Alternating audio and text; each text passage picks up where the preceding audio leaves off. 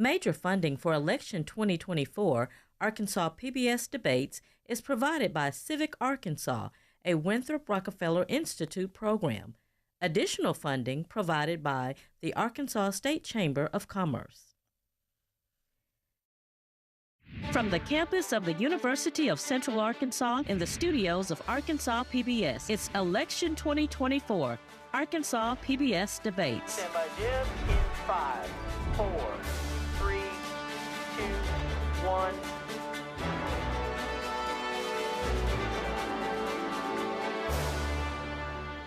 Hello, everyone, and yes, it is once again Debate Week here on Arkansas PBS. At this hour, the candidates for Congress in Arkansas's 3rd District, and they are in alphabetical order. Caitlin Draper, the Democratic candidate; Bobby Wilson, the Libertarian candidate; and Steve Womack, the Republican nominee and the incumbent. Questioning the candidates this hour: George Jared of Talk Business and Politics, Una Lee of 4029 News, and independent journalist Steve Bronner. And now the rules of engagement. Each nominee will have 1 minute to respond to questions. The candidates will have 30 seconds for rebuttal if they choose. And at the conclusion of questioning, each candidate will have 1 minute for a closing statement. Now, as always, the order of candidate appearance was determined prior to the debate by a drawing that was observed by the candidates or their representatives. And with that, time to go to our first question tonight, and our first question, and that is from George Jarrett, and it goes first to Caitlin Draper. Yesterday marked the 1-year anniversary of the conflict between Israel and Hamas. More than 1,200 Israelis were killed that day, and since then an estimated 40,000 Palestinians have been killed during the conflict. What specific steps need to be taken to resolve this conflict and end war in the Middle East? Well, first of all, thank you all so much for having me today. This sort of discourse is so important, and I'm really proud to be here today. So thank you so much. My heart is shattered for the loss of tens of thousands of innocent civilian lives in the region. And we have to do everything that we can to stop the bloodshed and end the genocide. What I would love to see is a ceasefire. I think the United States could be a leader on requiring and asking for a ceasefire from Israel and from the other actors in the region. I think that folks need to come together for a negotiated settlement so that we stop the bloodshed. These are innocent people. And what we're seeing is an extremist government and an extremist terrorist organization leaving all of these people in the middle behind. I would say that if Israel is unwilling to comply with a ceasefire, I think that an arms embargo should be on the table. I think that we should explore all options. Mr. Wilson, you have 1 minute. I think it's important to realize how we got here. In the 50s, Iran was a democratically elected country, and we overthrew it. And our credibility in that area has pretty much not been great since. And we're dealing with the effects of these policies 90 years into the future. And we're going to continue to deal with them by our constant intervention. I think from a U.S. standpoint, our really only interest should be in maintaining the Suez Canal and Hormuz Strait. We have, global trade is important. That affects every American. And outside of that, we need to let the people there figure it out. If we're always, there's countless many times, whether it be in Syria, whether it be in Yemen, to where we're funding both sides of the issues. And this is something that we just need to step back, let the people there deal with it, and it'll work itself out. Thank you, sir. Mr. Womack, 1 minute. Well, October 7th a year ago was unimaginable for the people of Israel, and I've been there many times. And to think that in an unprovoked way, a terrorist organization propped up by Iran invaded a sovereign nation and took well over 1,200 innocent lives is as horrific as it gets. And I think that Israel needs to be able to have the opportunity to defend itself and to prosecute whatever actions it deems necessary to hold Hamas accountable and to demand the release of the hostages, whether they are dead or alive. Today should be that day that Hamas surrenders the people that they have taken after slaughtering thousands, hundreds of innocent Israelis.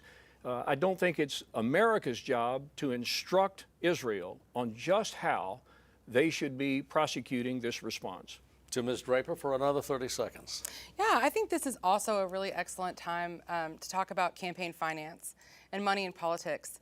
Mr. Womack is funded by Boeing, Raytheon, and AIPAC. And so I think, the system of power that keeps him in place is also keeping war going. It's something that we need to look at. But again, I will say my heart is with the people in Israel and Palestine and the folks in the region. Mr. Wilson, you have another 30 seconds. I think it's if we look back to wars back in, say, like World War I, we saw a time where, Germans and English soldiers played soccer during Christmas and stopped the fighting. It's just governments getting in the way that cause these wars to happen. And by us putting our, putting our pressure, our foot on their throats, or sending money, or however we're influencing it, is just really making it worse for everybody else. Mr. Womack? Well, Israel is our common friend in the Middle East, and we don't have many. And we share so much in common with the state of Israel. It is important for Israelis to understand that America stands with them, and I unapologetically support Israel and the Prime Minister Netanyahu for whatever they deem necessary from their own established leadership to handle matters that are in response to what happened a year ago, October 7th. Una Lee has our next question, and it goes first to Mr. Wilson. Mr. Wilson, the U.S. Supreme Court's decision to overturn Roe v. Wade left it up to the states to decide abortion rights. In Arkansas, the only exception is the imminent health of the mother. Should there be a national exception, for example, for rape or incest? For that, I would say no. These should be left up for the states. I believe in the legislative process. Things go for they legislate, they pass a law, governor signs it, and then it works their way up there. We don't want the FBI adjudicating rapes or any other type of crimes for those aspects anyway. We would want to minimize any type of federal overreach on there. I don't think there is any article, I don't think there's any constitutional duty in there, and it's not any of the enumerated powers. And keep in mind that this is an issue that's been a failure because of both parties. Democrats have been in power since Roe was first enacted, and they never did anything to try to fix it. The Republicans for the last 50, 60 years have ran on overturning it, and now that they have, they kind of don't really know what to do. So we are stuck here because nobody actually tried to solve the problem, and both parties have profited from it. 1 minute for Mr. Womack. Well, there's no issue that divides America quite like the issue that we're speaking of today. And look, the Dobbs decision, the overturning of Roe v. Wade, essentially put the issue where the issue belongs, and that's at the feet of the American people and the states of the United States of America. And that's where this whole issue should reside. So in response to the question about whether there should be a federal legislation or a federal law that provides for the exception for the life of the mother or rape or incest is not important. What is important is it to be left to the states and let the states decide what is best for the people in those respective states. Ms. Draper, to you. I will say, I think bringing it to the states is a long-standing excuse that we've been using since the time of the Civil War, and it doesn't work. I say to this issue, trust women. This is a really complicated issue, and I, for one, don't want people without a medical degree making decisions about my body. We have to restore Roe. We have to protect IVF. I'm going through IVF myself, and I had a miscarriage back in April, and my doctor thought it was ectopic because they couldn't visualize the fetus, and my hormone levels were all over the place. I was very, very vocal about that story. I asked my doctor, if I present to the emergency room with symptoms of an ectopic pregnancy, will I be okay? Are they going to treat me? She's out of state. Her answer is, I don't know. You should probably make plans to get out of the state. Mr. Womack was asked by a journalist, to comment. He said, no comment, none of my business. And I thank you for that. That was the right thing to say. I just wish that you would legislate with that same sentiment. Got to go to Mr. Wilson now for another 30 seconds. Like I just want to reiterate the point that both parties have been in power for, alternating for every couple of years for forever. And this is a problem that just keeps on never solving, because that's what they do. They don't actually solve any of the problems. This has been something that I remember going over this when I was in high school. I remember dealing with this 10 years ago. And this is something to where both parties profit by not solving from this. So this is something where we want to make sure we look outside the parties, the two-party system, to come with a solution. Another 30 seconds for Mr. Womack. Well, the first thing I would say is my heart breaks for what Caitlin and her family have gone through in trying to conceive, and a lot of families go through that. And so my heart breaks for you on that matter. I will tell you, as I said in my opening, we have this issue settled at the Supreme Court level. It's at the states where it belongs, and the federal government should not be in the business right now of trying to prescribe what can and what can't happen. Leave it to the states, let the states decide. Ms. Draper. Well, I will say I do not profit from the threat of my death. That's not something that I profit from at all. This is a serious issue, and women all over the country are dying. We know their names. We know where they live.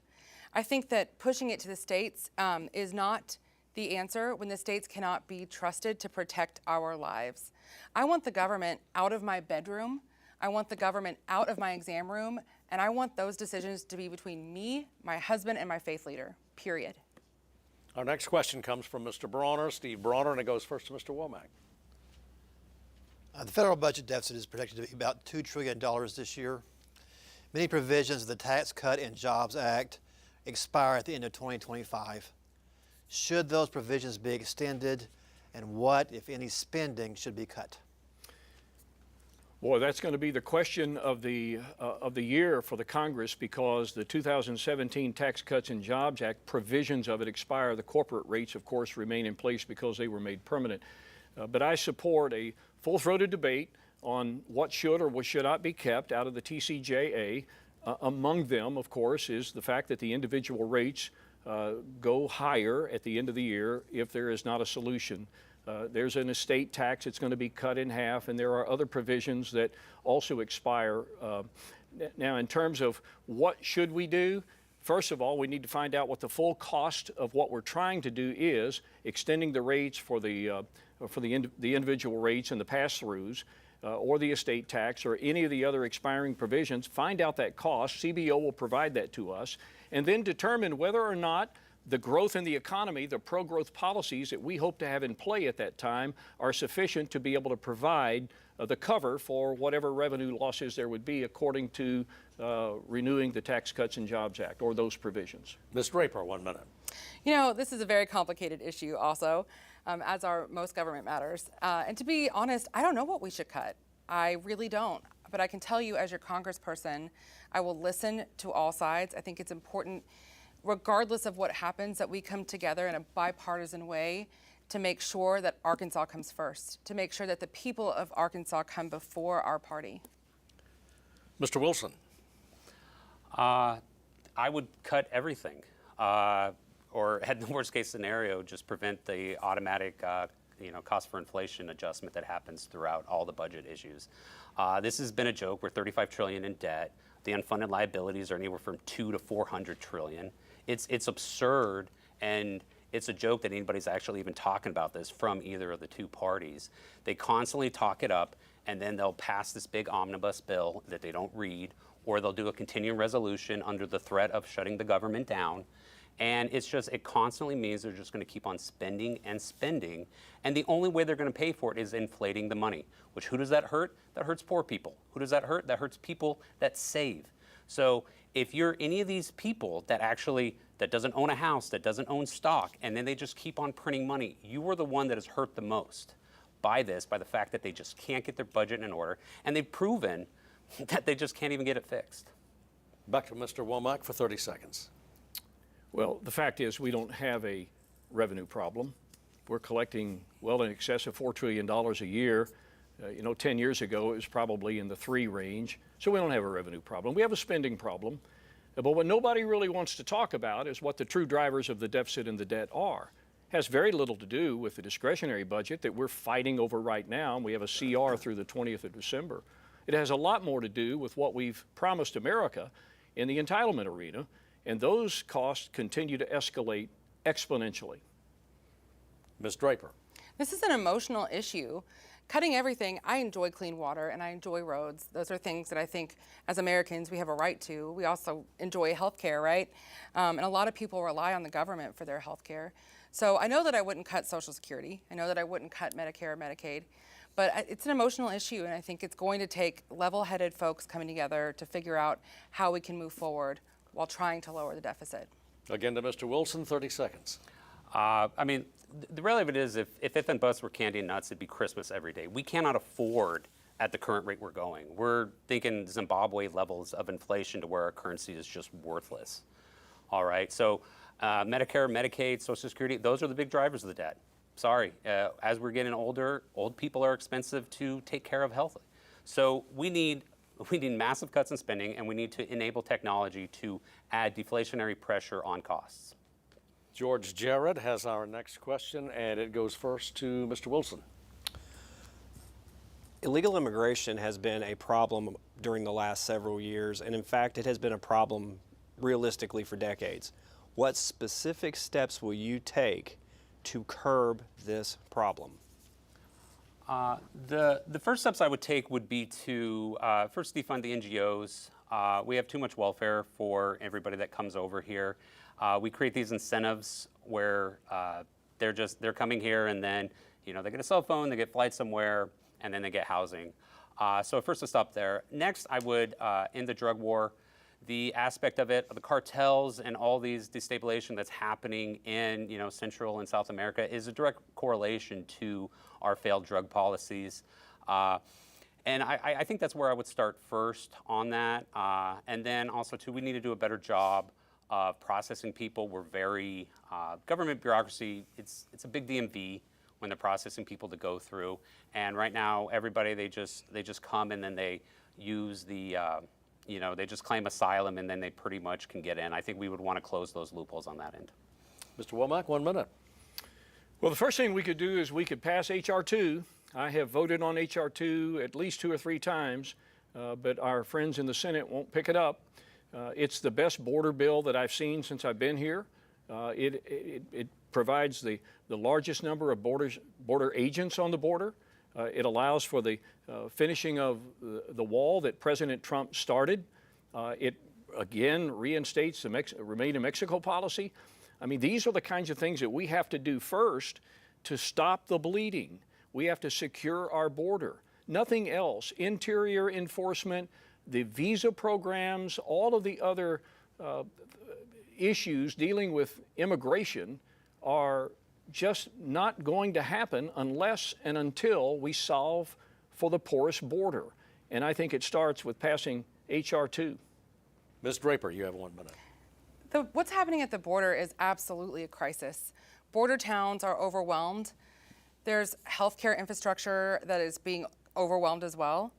I think we need to focus on the humanitarian issue as well. Now, Senator Langford out of Oklahoma, a very conservative senator, put forth a bill that had a lot of bipartisan support, but former President Trump called everyone and had them kill the bill so that he continued to run on the issue. And that's a huge issue. H.R. 2, some of the other ones that some of the other Republican members of Congress have supported are not feasible, and they know that. So we need bipartisan support to get this work done, and we cannot forget the humanitarian piece of this issue. 30 seconds for Mr. Wilson. Again, this is another one of the issues that both parties have been playing hot potato with. We were dealing with this in 2008. We dealt with this in 2016, and we dealt with it through the pandemic. They don't want to actually solve these problems, and when I say they, I don't mean the actual people there. What I'm saying is there's incentives for them to fundraise, and then when it comes time to do the real votes, they back down. Mr. Womack, 30 seconds. Well, I've been to the border several times. I've seen the porous nature of this security apparatus, And if you don't have any kind of ability to keep people out that don't belong here, then what's to stop them? They just come around the gap in the fence, or they cross the Rio Grande. And our policies are such that we encourage more of that same type of behavior. Secure the border, and you begin to solve the problem. Back to Ms. Draper for 30. I agree with parts of what Congressman Womack said. I do think that we need to secure the border. I don't think a wall is the way to do it, and I certainly know that Mexico is not going to pay for that wall. So I think that we have to come together on a bipartisan level to make some problem solving and get this issue taken care of. We go to Ms. Lee now, and a question first to Mr. Womack. Congressman Womack, it is becoming even harder and harder to rent or buy. We have a housing crisis nationwide. In Arkansas, especially Northwest Arkansas, there's tremendous growth, and people are having a really hard time finding a home or a house to rent. Many local cities are trying to tackle the issue, the housing crisis, at a local level, but what can be done at the federal level? Well, I'm not sure you want the federal government involved in trying to create, that's not a conservative position, to ask the federal government to come in here and solve for a challenge that you happen to have in your local communities. We have to have conversations across the spectrum, government, the private sector, the nonprofit sector, and try to figure out how can we build housing. And then maybe if the federal government's going to have a role in it, what are the tax incentives to be able to provide for housing that is more affordable, if you will, than what we classify today as affordable housing? Land costs have gone higher. The cost to be able to develop has gone higher. And in some cases, there are policies in place by local municipalities that drive up the cost of housing that add 12, 15, 20% to the cost of a house that, you know, if we're going to have a serious conversation about it, these municipalities are going to have to figure out how can we do this without encumbering the builder with a lot of additional cost. 1 minute for Ms. Draper. So a bill was put forth, the Infrastructure and Jobs Act. And first of all, I want to say the housing crisis is very real in Northwest Arkansas. People are feeling it. We have nurses and social workers that cannot afford a place to live. We're seeing the rise in homelessness go through the roof. And so it's absolutely a problem that Congress needs to help to solve. You do represent your local community. That's what our job is. I think that there's a lot of good pieces of legislation in the Infrastructure Act that would help partner with the local communities, investing in the local communities so that we can help to solve the housing crisis. Mr. Wilson, 1 minute. This is something that I'm kind of an expert on. I manage a trim and door company in Northwest Arkansas, and I pretty much help people, you know, build houses. I help a lot of builders on this, and the process of building a house is very complicated, and we already have enough of the federal government involvement on it. A lot of the aspects on the regulations affect how many vendors there are. When it comes to national, there's maybe like 3 or 4. There's 2 major ones. When it comes to importing material from around the world, the customs agents and the process in there is really difficult. I mean, I've had shipments sit there for like 3 weeks, and then they'll throw a bill of like $4,000 on you. So we want to get the federal government out of this. We have far too much consolidation going on in the building market, and the low interest rates just fueled massive price inflation that everybody that doesn't have a house is feeling. To Mr. Womack for 30 seconds. Yeah, well, Mr. Bronner had asked a minute ago about what do you cut, and there would be a lot of people in Congress, and some on my side of the aisle, that would like to go after housing. Now, I chair the Subcommittee on Transportation and Housing and Urban Development, so we already have federal government involvement in our housing programs. My bill, the FY25 approach bill that hasn't been signed into law, hopefully will be, does protect the tenants and the project-based housing arrangements that we currently have so that we're not kicking people out on the street. So the federal government already has a role in this. I don't think it should be expanded. Ms. Draper. And of course, I disagree. I do think that it's great that the federal government is helping to some extent. But Womack voted against the Infrastructure Act that is going to help bring billions of dollars to Arkansas and to our community so that we can build. And he will vote against these things time and time again because he falls in line with his party and he puts his party over the needs of Arkansans. Mr. Wilson.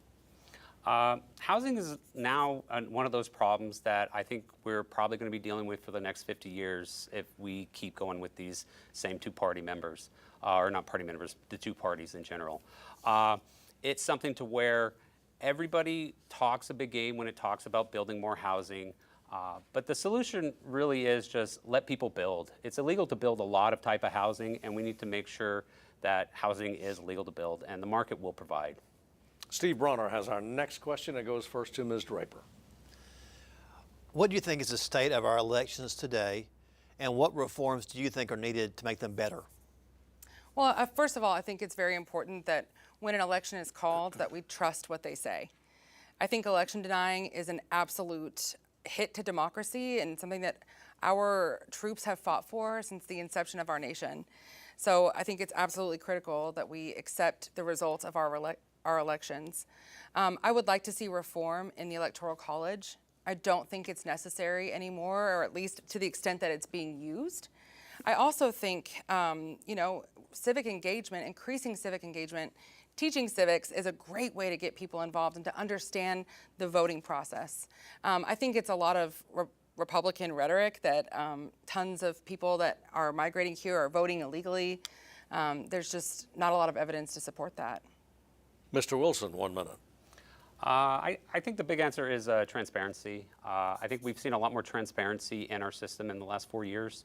The government has not only has a duty, but they really should be required to be much more open with how the process is. How does the nuts and bolts happen? And as somebody that goes to city and county meetings to see what's happening under the hood, a lot of this stuff just isn't shared, and then it gets kind of just dropped out of nowhere. The system that we grew up with is not the system that we have now.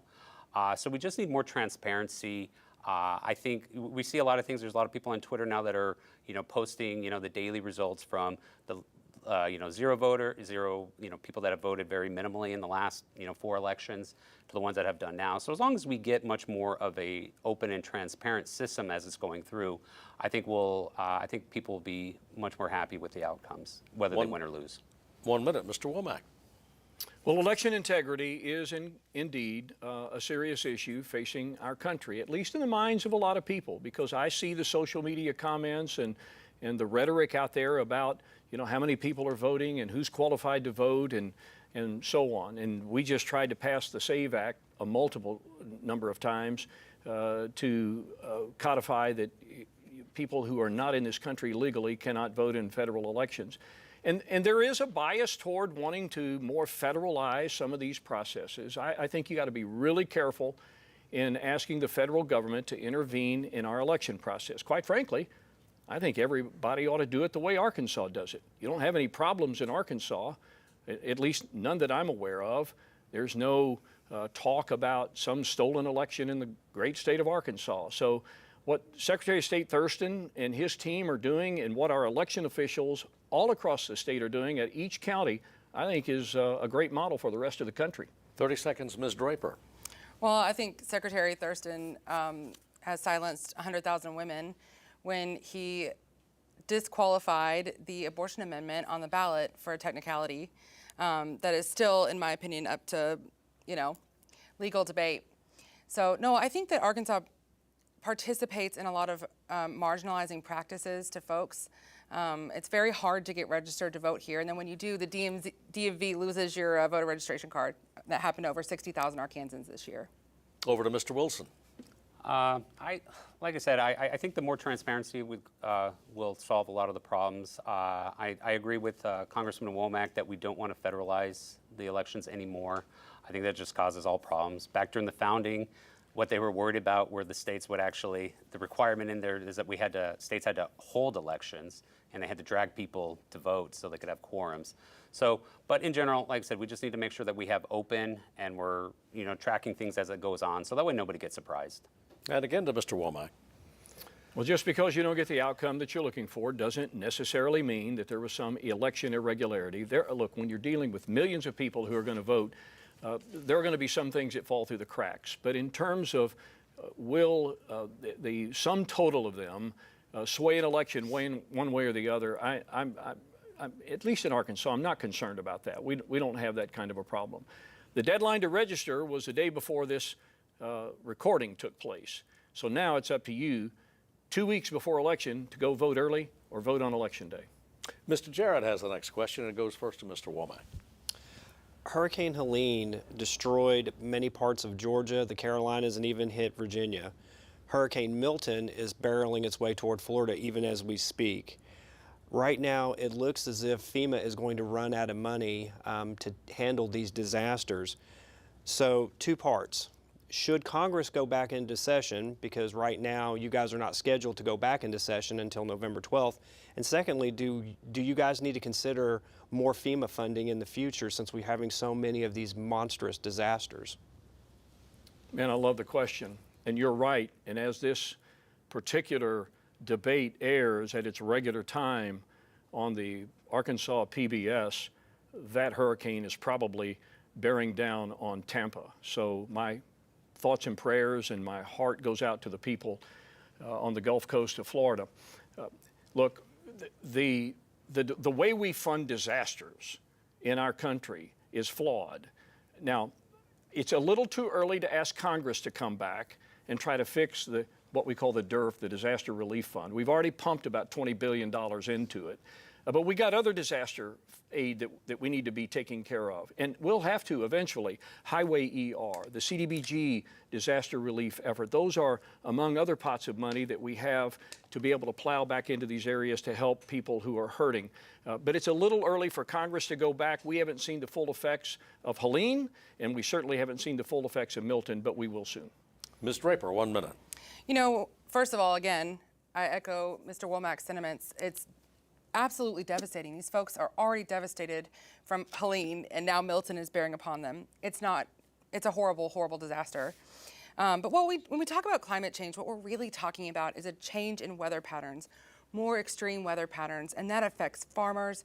It affects your pocketbook, right? Increasing insurance premiums. And I'd like to point out that Womack voted against funding FEMA. And that's FEMA money that we needed whenever the tornado came and devastated Rogers, killing at least 3 people. This is something that, once again, funding the government can be important, right? We don't want to see these people who are suffering from Helene and now Milton go without the necessary aid. They need that aid, right? You know, I think it's terrible that when our legislators vote against the funding that we need, and then they show up to the disaster zones with their sleeves rolled up. The work is in Congress. Mr. Wilson, 1 minute. All right, so the question was about whether or not FEMA is going to run out of money. And this is kind of, as me feeling kind of cynical on this, is that this is kind of a joke. We know they're going to do their wrestling kayfabe and like, oh, we're not going to run out of money. And then suddenly we'll get a bill for like $700 billion. And we don't know how we're going to pay for it because we're $35 trillion in debt. And then somehow it magically gets released. Maybe, you know, some people will do some sad stories and they'll get it passed through. But this is just a show on any of this. People in Arkansas, we shouldn't have to be funding for people that build in hurricane alleys. All right, we've nationalized disasters on this aspect to where we have to pay for it. All right, we had Benton County had plenty of money in their reserves. Bentonville ran out of their reserves through their aspect of it, but the localities should be paying for any of the disasters that come through. Back to Mr. Womack for 30 seconds. Yeah, well, pray that you're not in the path of a tornado or a hurricane if Bobby Wilson's in charge, because you got no help coming. Look, there is a responsibility on the part of the federal government to help people in times like this. It doesn't happen often, but when it does happen, we have to have a process by which we can go into that's adequately funded, not necessarily paid for through other cuts, although that would be ideal. But the federal government does have a responsibility for some. But I do agree, in some of the other areas where we can better fortify, I think we probably should do that. Ms. Draper. I have nothing more to say. Okay, our next question. Our next question, I think, goes to Mr. Wilson for rebuttal. I'm sorry. This is, again, one of those things to where they just like to use crises to spend even more money. So, sure, a hurricane, it's awful if you're the one in it. But we're creating moral hazards and causing more people to live in these places that really shouldn't be, and it's dangerous. And then to fix the whole system, they're basically inflating all of your money away and destroying your entire purchasing power. And before our next question, we'll take just a moment to remind you that the candidates will have the opportunity to participate in a press conference directly following the debate.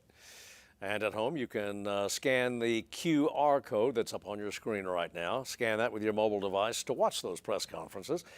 So get your mobile phones ready. You will see, by the way, you'll see that QR code periodically through the balance of our debate.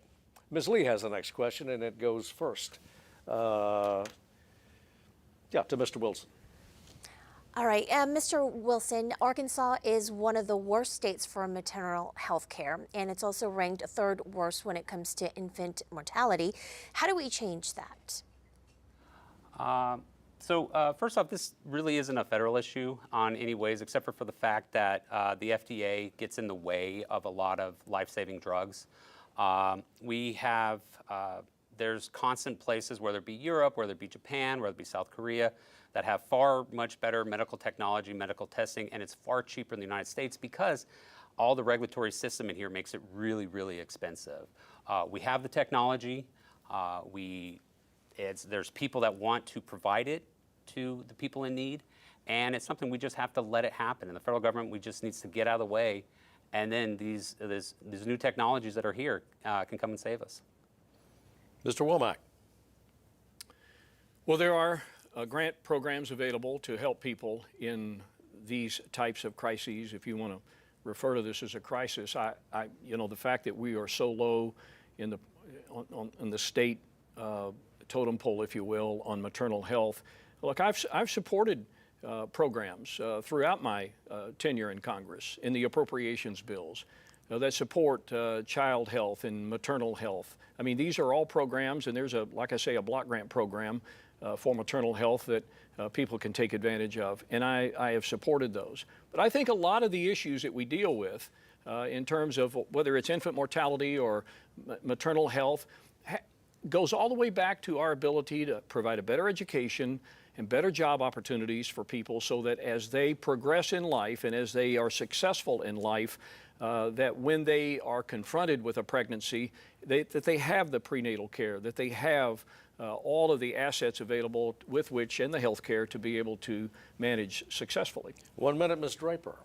I will say I love answering this question as the only woman on the stage and also the only person trying to become a mother in the state of Arkansas. The first answer is investing in women. When the government interferes with medical treatment, women are going to die. And that is one reason that we're seeing the maternal health or death rates so high. But also, I think we're number 4, number 56 in the nation on infant death. It's a huge issue in a state that calls itself the most pro-life state in the union. Now, in 2014, we agreed to expand Medicaid here in Arkansas, and it covered over 200,000 children. Now we have the most pro-life piece of legislation on the table, and Arkansas will not take it. We're one of only 4 states that have not taken this, and it would increase coverage for mothers and infants for a year after birth. This is necessary. The governor calls it redundant. It's not. There are pockets of people that are not protected by the original Medicaid expansion. 30 seconds for Mr. Wilson. This is just another example of government making everything more expensive by they just keep on adding funds, and it just raises the cost of everything. They add more bureaucracy, things costing anywhere 5, 10, 20, 30% more than it actually should because they're involved. Let's get out of the way. There's a lot of great technological solutions out there, and we need to let them happen. Mr. Womack.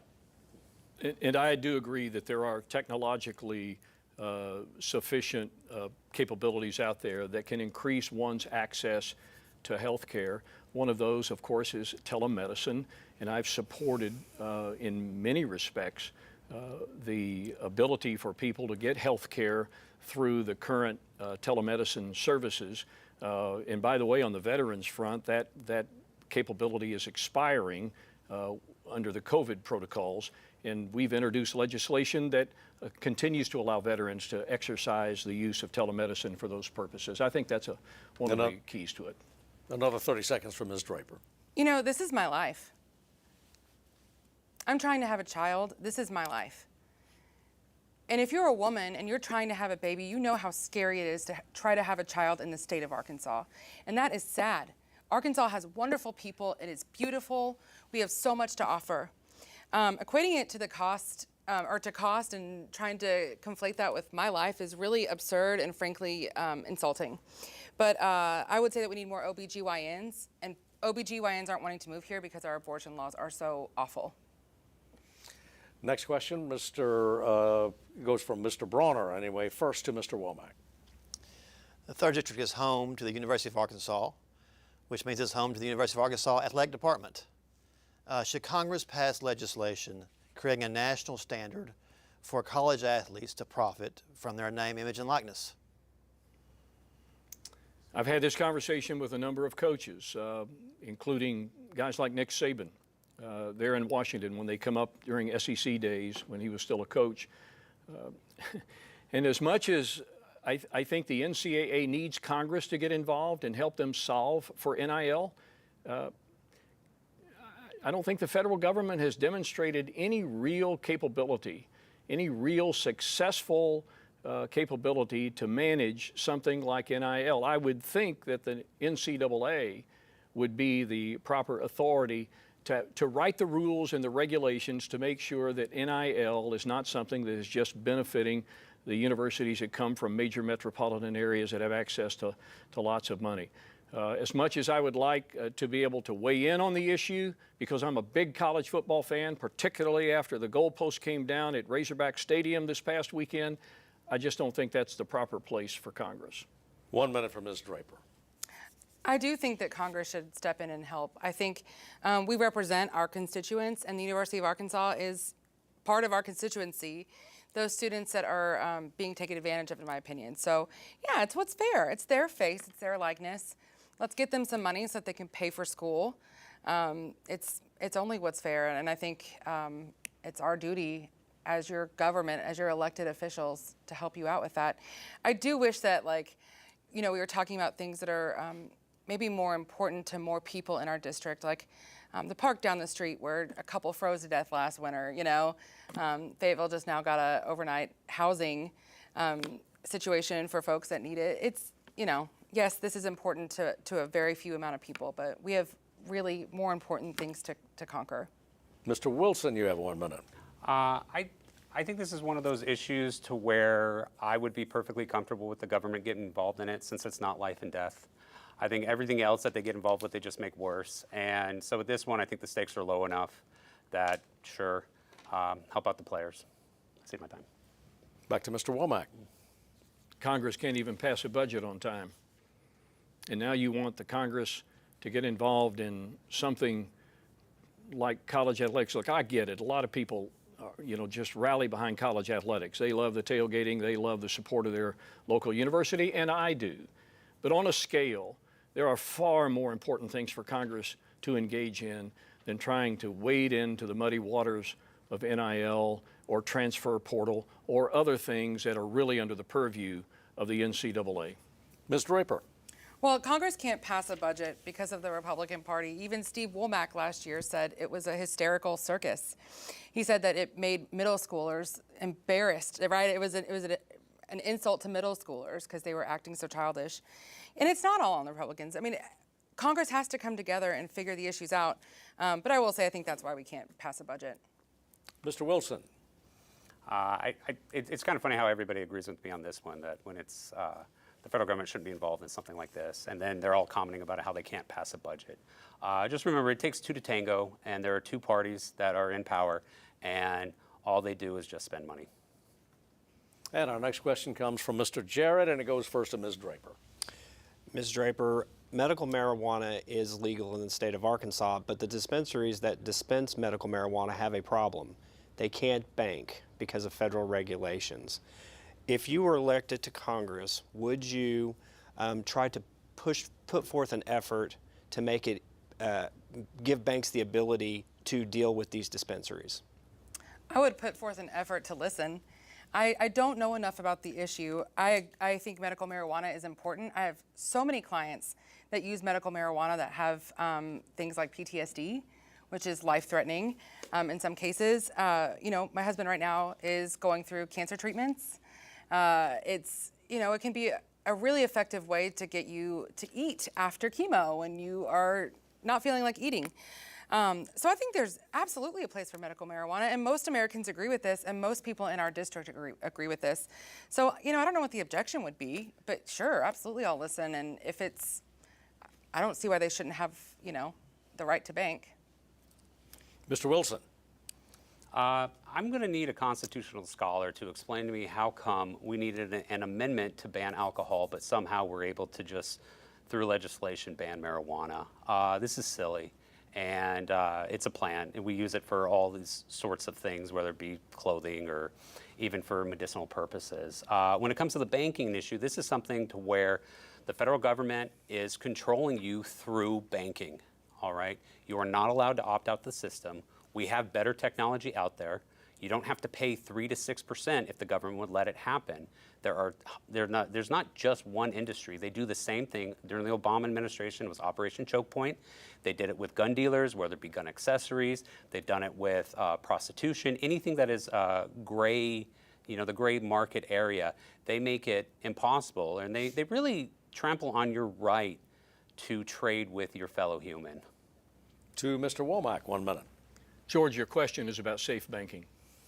And there's a safe banking act out there, legislation. I've supported safe banking. And the reason is simple. I'm not a big fan of the marijuana trade, but I realize that the voters in the state of Arkansas agreed that medical marijuana was something that they wanted and enacted it into law, and it is possible now for people to get marijuana or the remnants thereof for purposes of what my colleague to my left has stated. I find it incredible, though, that we would want them to run it on a cash basis, that we would want, at the end of a business day, large sums of cash being transported to a bank. That is not a very safe activity. And so I think as long as it's legally prescribed and as long as the entity is approved by the voters, then it should have entitlements to the banking system as everybody else in any of them. I agree with Congressman Womack. Mr. Wilson, 30 seconds. This is, again, one of those things to where they call things a SAFE Act or whatever, and it's safe for the banks and not for the people that have our money. Our money isn't safe because they inflate it to nothing, you know, or to infinity.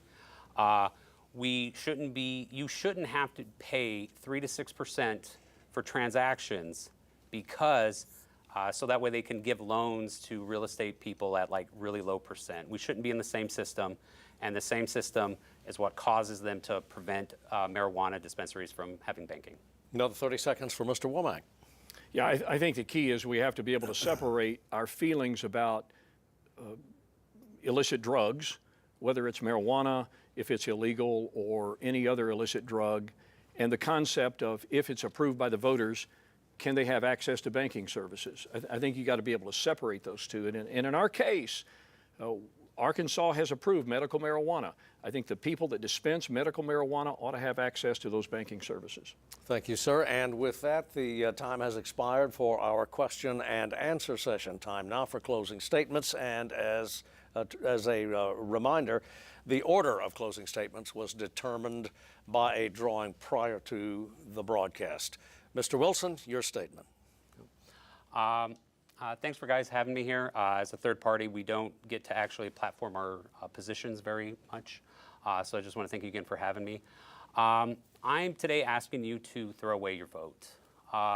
As a third party, as a member of Arkansas, we've seen this dance play, you know, my entire life. Every election is the most important election because we're worried about the other guy getting in charge. And what happens?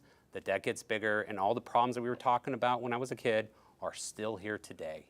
All right, so the solution when it comes to changing large organization, it's voice, loyalty, or exit. And I'm a firm believer in exiting the two-party system, So please vote for me, Bobby Wilson. Thank you. Ms. Draper, you have 1 minute. I stand before you today in my Walmart suit. I am a social worker. I am a community member. I am an average citizen. And I'm doing this, I'm running for office because I care. I have spent thousands and thousands of hours meeting with clients one-on-one, and I hear their suffering. I hear how hard it is for them to put food on the table. I hear how hard it is when they're members of the LGBTQ plus community and their state government doesn't want them. I listen to all of this.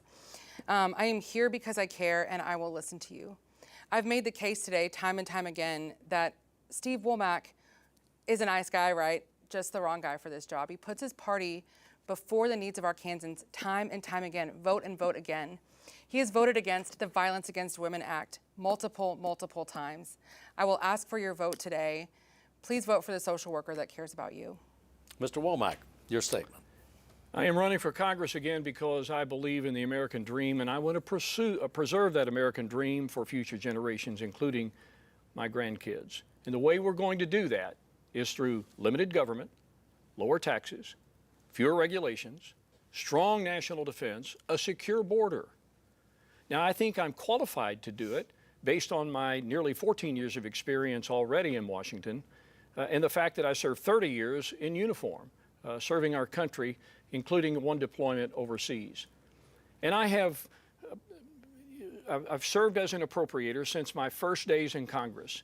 And I've climbed that ladder now to a position where I believe I can be effective on the most important things affecting my constituents, and that's infrastructure, transportation, and housing. We have a growth region. We need that support.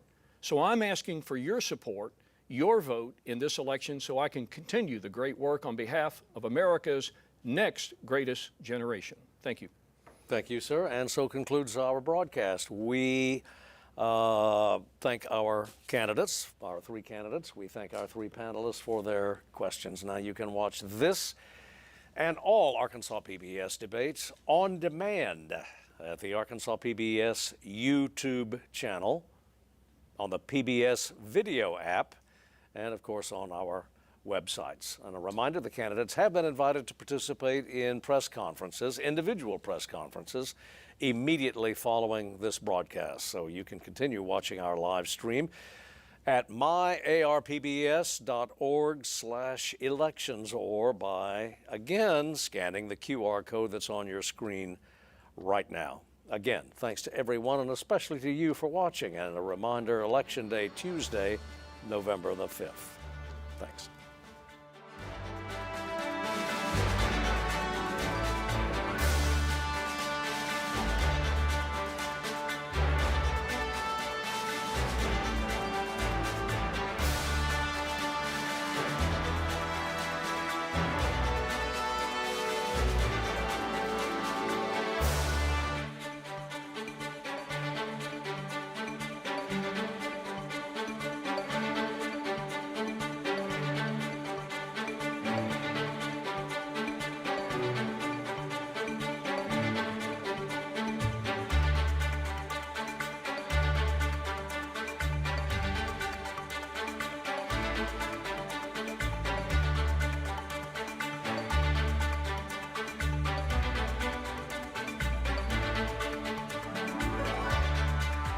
Major funding for Election 2024 Arkansas PBS Debates is provided by Civic Arkansas, a Winthrop Rockefeller Institute program. Additional funding provided by the Arkansas State Chamber of Commerce.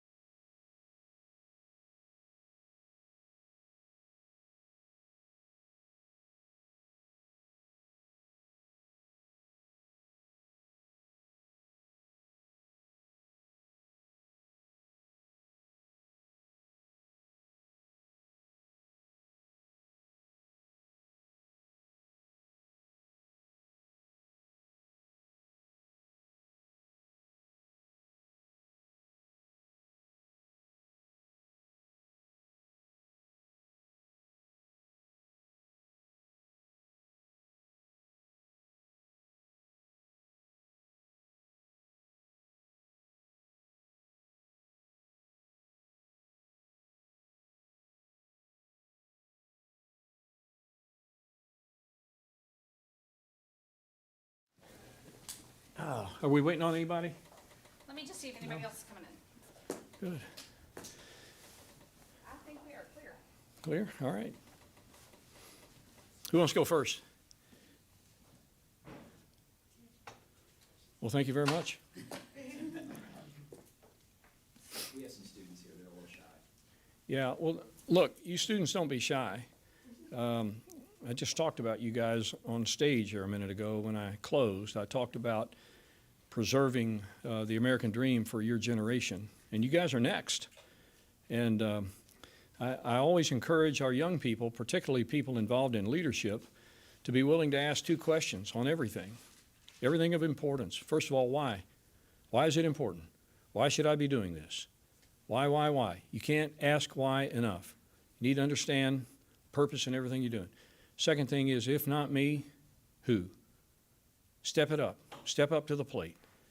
You know, there were 3 people standing there in that hall just a minute ago debating the issues that face our country. And these are real issues, as you know, and very complicated issues, very divisive issues. But you got a libertarian, you got a Democrat, you got a Republican, all standing up there, putting their names on the line, their necks on the line, advocating for what they think is the right direction for our country. And whoever wins this election on November the 5th will go to Washington and have an opportunity to join their colleagues in that same robust debate. And that's what makes America great. That's why this is the greatest country on the face of the earth, is that we do it this way. It's a little messy, and it's a little contentious at times. It's why we are the greatest country. Now I'll take your questions. Anybody? Yes, sir? So when it comes to the crisis at the border, obviously, big issue, not just at the state level, but also at the presidential level. You've mentioned pieces of legislation that have been passed Congress to add more border agents and finish the wall. Do you feel as though that other people in your party and people in the opposing parties are really interested in passing that legislation, or more so just continuing to debate the issue? You have to ask. You know, I've got my opinion about things, but I go to Washington. I'm only a subject matter expert on one thing, and that's what my opinion is. Okay, and so when I go to Washington D.C., I'm up there to try to solve problems, and the problem as I see it begins with the fact that on our border you can physically come into this country almost undetected, without any problem whatsoever. I was down there last year in the El Paso sector, and I was doing some work. It was for my campaign, but I was doing some work. And the Border Patrol guy drives up and he says, "Hey, are you doing some campaign work?" "Yes, I am." He says, "Well, if you go about a mile that way, you'll get a better shot. A mile that way is where the border wall ended, and then there was nothing.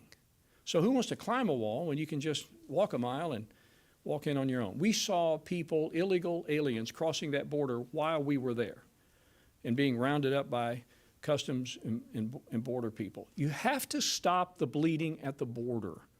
You have to be able to fortify your border. Now, a border wall is not going to do it by itself.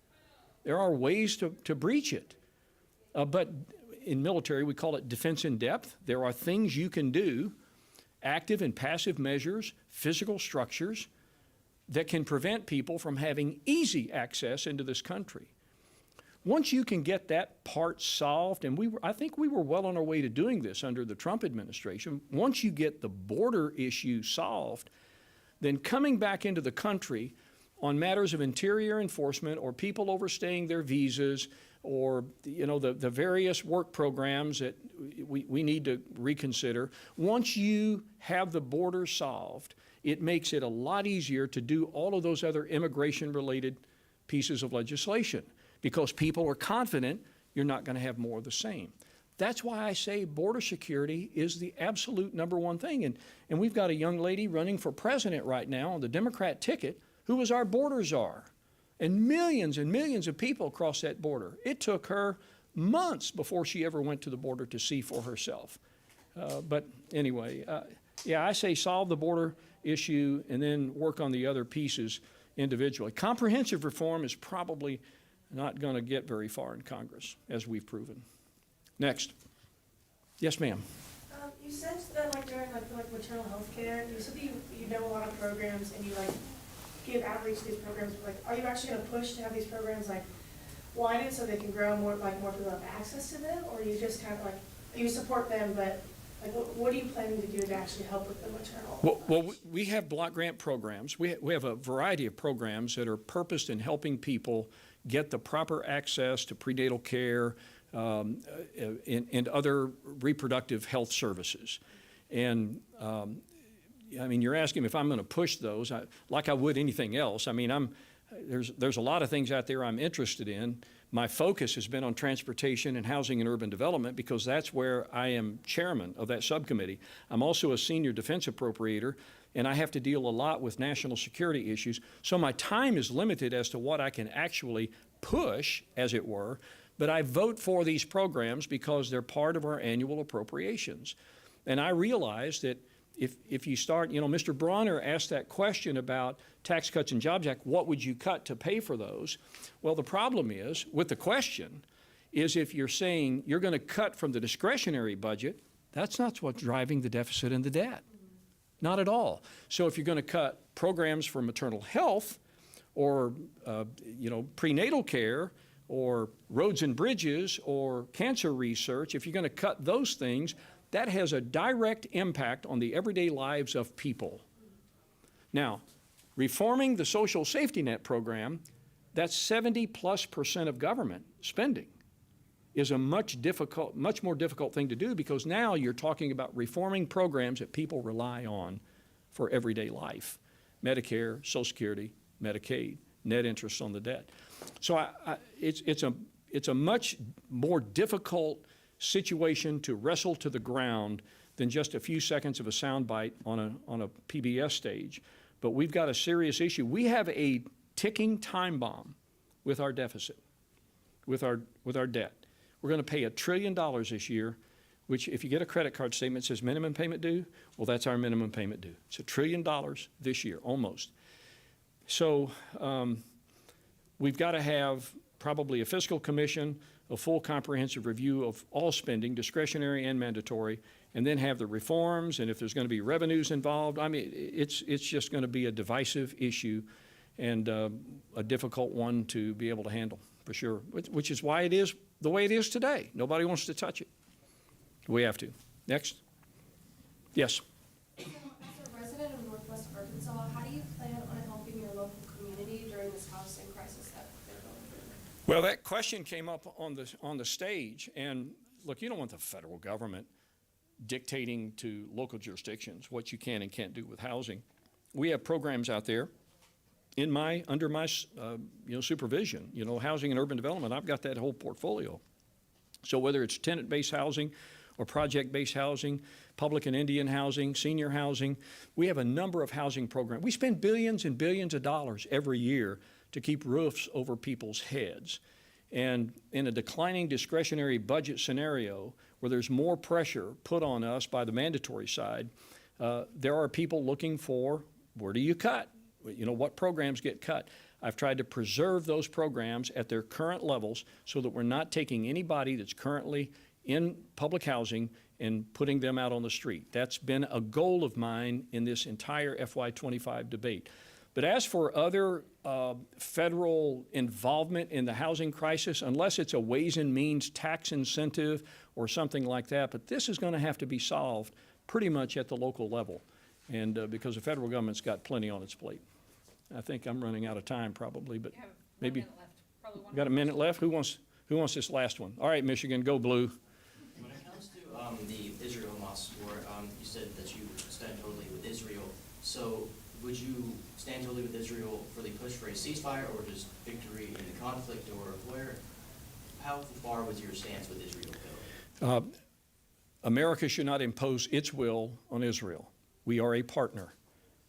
It does require American leadership, and I want the American president to sit down with the Israeli prime minister regularly. They need to have that open dialogue. I don't think that's the case right now. I think there's some divisions between President Biden and Bibi Netanyahu, but I don't think we should impose our will. If they need our leadership, if they need our support, much like what happened back in the 80s when Jimmy Carter facilitated the agreement between Begin and Sadat.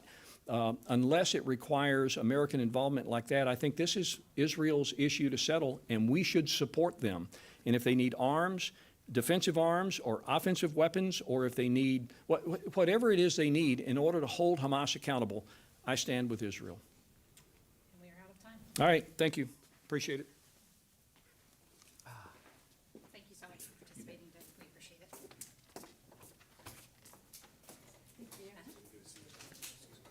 Oh, I'm so sorry. I didn't realize. Go to the trash can. I'll give you the rundown before you go in.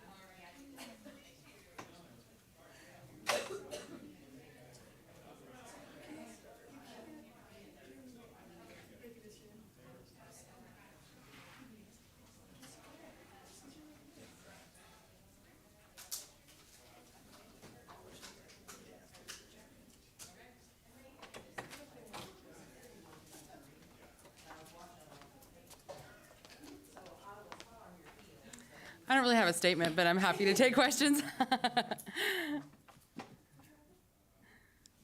Yes.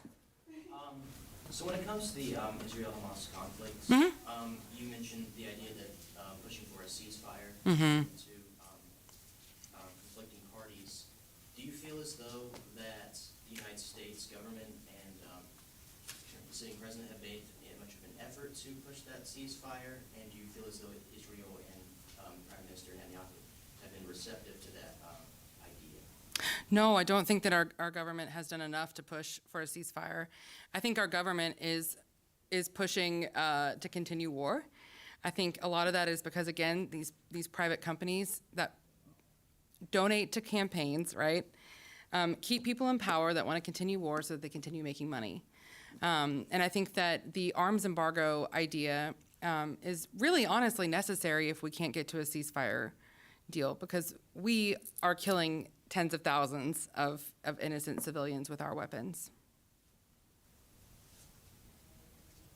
Yes? One of the things you said on stage was that you felt that the concept of NIL was just taking advantage of college players. Could you just explain more on your thoughts on that? Sure. I mean, in what other realm would that be acceptable, to take your picture and your likeness and your talent and make money off of it and not share it with the person that they're doing that for? It makes no sense to me.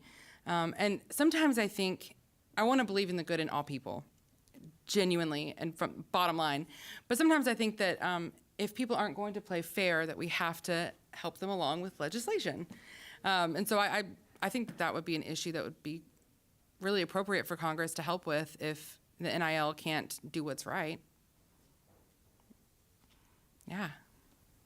Yes? So when it comes to the various hurricanes that have happened along the Gulf and East Coast, and of course we've seen many different programs ask for donations, things like that. Do you feel as though that money that is being spent on sending weapons to countries like Israel and Ukraine could be better spent helping domestically with hurricane relief? That's such a complicated question, because of course in my heart the answer is yes. But war, conflict, giving weapons, the amount of money we spend on our national defense is so complicated, and I don't want to pretend like I know the answer. But I do think, I brought up that story about the people freezing to death down the street from my house. There's a park called Walker Park, and it's a park that is across the street from Salvation Army. And by the way, Salvation Army can refuse you if you are queer. If you're a gay person, they can refuse service to you. They also can refuse service to you if you're high or under the influence. And we know that a lot of people that are on the streets self-medicate in that way. Anyway, I could go down a long rabbit hole about this. But I think it's very, very important that we take care of the people at home. We could probably solve a large part of hunger and a large part of the housing issue with the money that's going toward defense, but it's complicated. Do you have a question? I do. Okay. As a woman who's been directly affected by the overturning of Roe, you've been very open with your IVF journey. What would you tell the women of Arkansas that feel very discouraged and very unheard going through this right now? Oh my gosh, you're not alone. There are so many other women that are going through this. Almost everyone that you know that has a uterus has been through either an elective abortion or a miscarriage, period.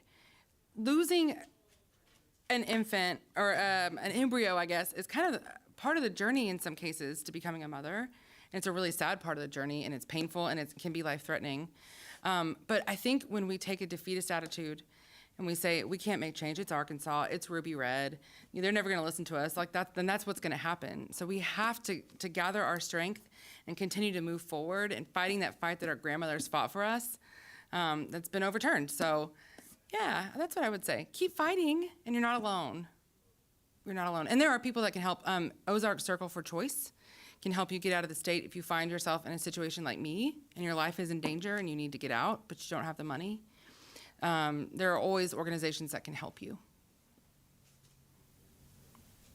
Yes? So when it comes to the illegal immigration and the American southern American border, there was talk about legislation that's being passed that would add more border agents and complete the wall.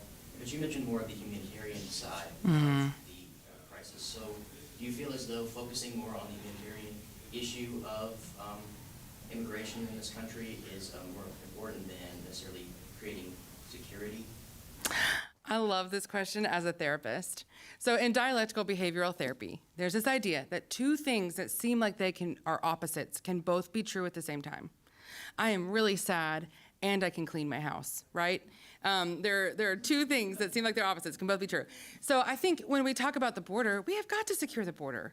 To me, we also have to make sure that, people talk about drug cartels and crime. That's very important too. It's a national security issue. And we don't have to put children in cages. And we don't have to call people illegal aliens, right? And we can show some humanity. So I think it's a both and. And, Womack talked about H.R. 2. Those, I want to tell you, a lot of those are bogus, right? They know that they don't have any support. Many of these bills that they refer to didn't even make it out of committee, but they say that to deflect.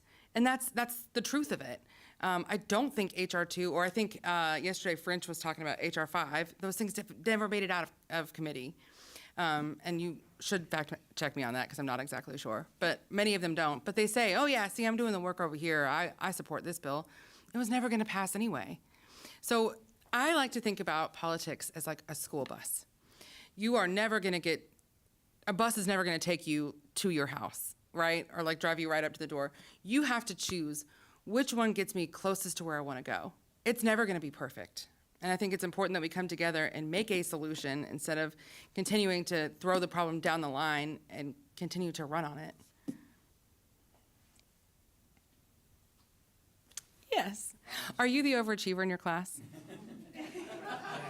I love it. I love it. I love that energy. So when it comes to the housing crisis, especially in Northwest Arkansas, would you say that the federal government needs to be more involved, or should it be left up to the state level to mediate it? Or do you feel as though the state level has that's a shortcoming of state government, is the mediating housing crisis? I think where we could start is leadership. So I think sometimes the role of the federal government is to be like a caring mentor, a watcher, someone who's there for you if you need them. But we don't want to be like a helicopter mom, like you show one sign of distress and we're, oh, let me come save you, right? But many times we need to show leadership in that way. Like for instance, Fayetteville, Renters United and some of the other groups asked if we could form a housing coalition or a housing task force.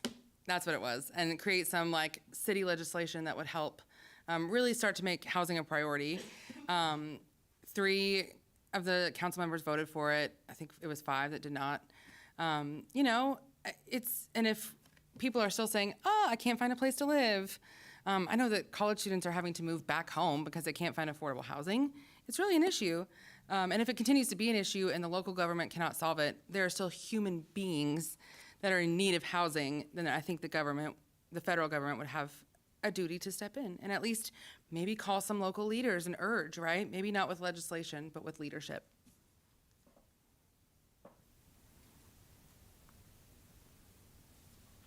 Yes?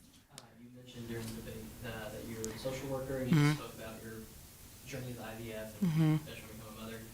So obviously, it seems to me that you have a personal stake in running for office. So if you could just speak to that, well, what made you decide to run for office, and what do you hope to accomplish for the community, yes, but also just like for you and your family?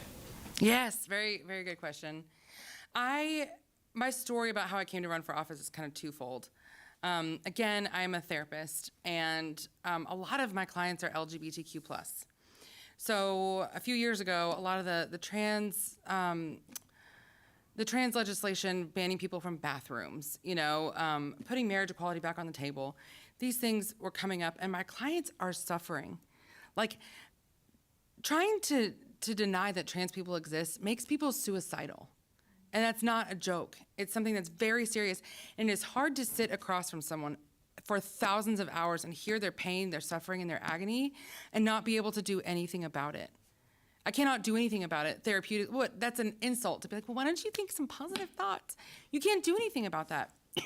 So as social workers, we're trained to help with policy. We're trained to know how to advocate for people using policy. So that's exactly what I decided to do.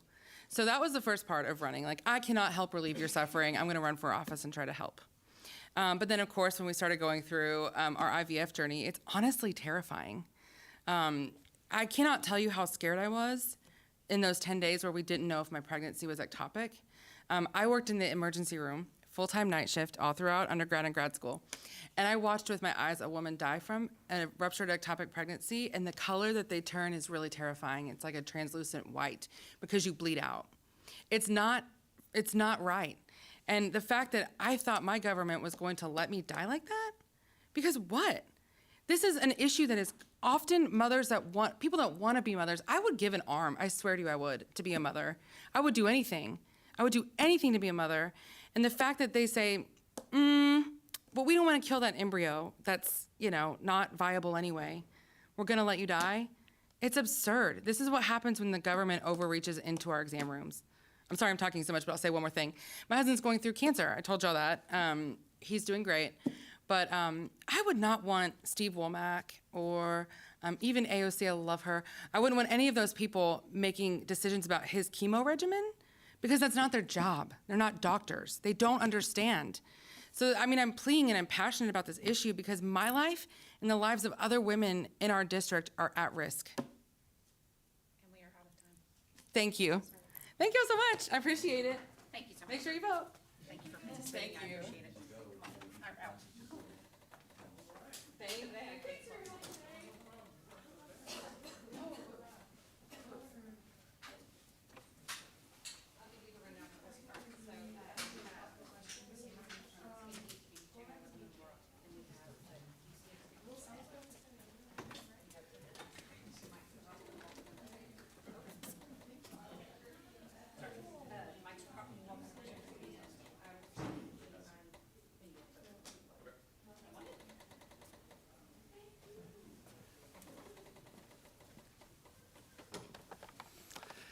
Hey, everyone. Thanks for sticking around for the Libertarian.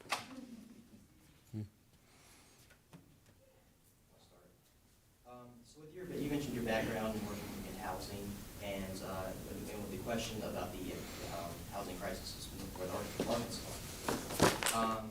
Do you feel confident that the markets, especially in that region, will work itself out based on the individual builder and homeowner, or do you feel as though that there is another way for prices to drop and for housing to become more available? So right now we're already starting to see the localities allow much more denser housing. You see a lot more row houses now and a lot more townhouses and duplexes than you didn't see. They weren't here 5 years ago.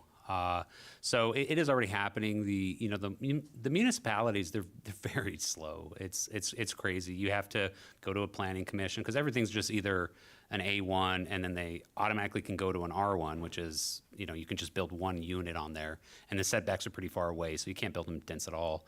But now they're starting to allow zoning changes to be R2 and R3s pretty consistently. So it should. But this is more of it's not the builders want to build what people want to buy and can afford, but in many ways they're not allowed to. So.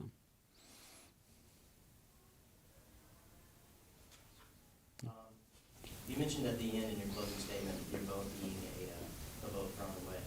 So would you say that your campaign is based off of mostly sort of an opposition to both parties and in your eyes their perceived failure to really solve and handle a lot of the issues that we've been hearing over the past 50 years in American politics? Yeah, exactly on that aspect. I get thrown that all the time. That voting third party is throwing away your vote, and so I just like to deal with it head on. I think both parties they're very similar in what they do. I realize that there are some they have the cultural issues that they divide us on, but those are really small things nationally that go. And when it comes to the budget, when it comes to immigration, when it comes to healthcare, they have consistently dropped the ball, both parties. And it's like I said, I don't see any way out of it except opting out of the system. Once we get 5, 10, 20%, then we get some people elected at higher levels, then we can start just focusing on the things that people care about. You said that Roe v. Wade is like an issue that's been left unresolved. Like with your stance, do you have any plan to help find a resolution, especially with a lot of women might be concerned to even bring forth their issues? What is your plan to find a resolution, because you said there isn't one? So I don't think there is a political solution to this, because I think when you talk to anybody on either side, it's either you're enslaving women or putting their lives in danger, or you're killing babies, right? So I don't know how you can have any type of policy solution when those are the two sides, right? The real solution is that we have a lot of technology that can make it a lot safer, that we can massively decrease the amount of unwanted pregnancies. We can make people a lot richer when we look at lowering energy costs by, say, going to nuclear power. And we look at robotics, we look at AI, we look at all of these technologies that is going to be propelling us, forward into the future and being just fundamentally a lot richer in that. And then when that happens, then abortion will kind of go away, because we'll just all be rich and it won't matter, right? I know that's for anybody that has to deal with this now, that's a problem. Now, when it comes to the people now, I think I'm not against a national ban, right? Because I'm not against a national anything on it, because I don't think it's the federal government's job on this. But there's a lot of scaffolding around rights that they like to skirt around. Would you support the FDA outlawing this drug, right, that could be used for, prevent it from being off-label use? I was for off-label drugs during the pandemic, and I'll be for it till the end of time. I don't think the FDA should be able to ban what goes in the mail, right? I don't think we should give the government any more power to, monitor everything that we do, which is how that they would enforce it. So I wouldn't support any type of increasing of the panopticon that we're living in right now. So those are the ways, and I think what that'll do is that'll allow the issue to be dealt with as local as possible. Because the reality of it is, even before Roe, if you were in Alabama, there's only one hospital. Even with it being legal nationwide, they had skirted around it. So if your community is against it, it's going to find ways to prevent it. And if your community is for it, it's going to find ways to allow it. And I think, let California be California, let Arkansas be Arkansas. So also touching on the debate was medical marijuana and whether it should be introduced into banking, and you mentioned your against. So do you have a want for any other industries to be maybe less involved with federal banking systems, and more so between individual a buyer and a seller on? Yeah, so I'm a big crypto guy. I think we should have the ability to peer-to-peer transaction, and it's really nobody's business. It's just between me and the person I'm selling or the person I'm buying from. And the government, they've been spying on us through the banking since the late 70s. And then every couple of years after 9/11, they increased it. And then recently with the Infrastructure Reduction Act, they increased it again. They increased even more spying, where Venmo is now Venmo is reporting to the federal government for anything over $600. To me, that's insane. The revolution was fought over, it started over general warrants, and that's basically what this is. They're spying on you. They need to be, if they want to see what I've spent my stuff on, they need to get a warrant, an actual warrant, and not just monitor everybody on this. And this extends to, this is one of your foundational rights that empowers and strengthens all of your other rights, your ability to do commerce with your neighbor.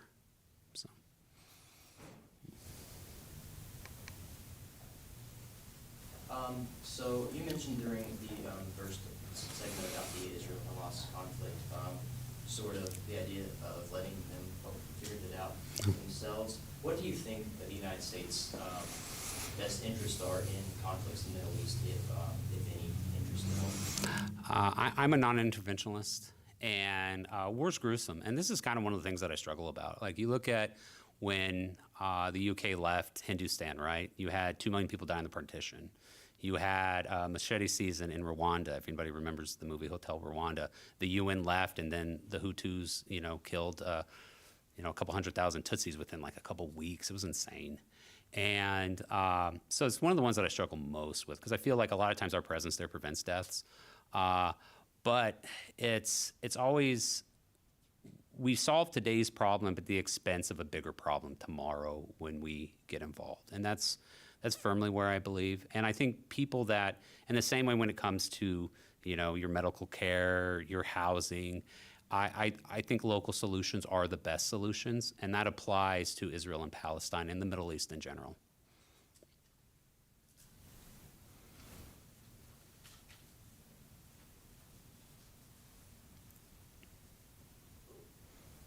Right. If there are no other questions, then. All right. Thanks very much, guys.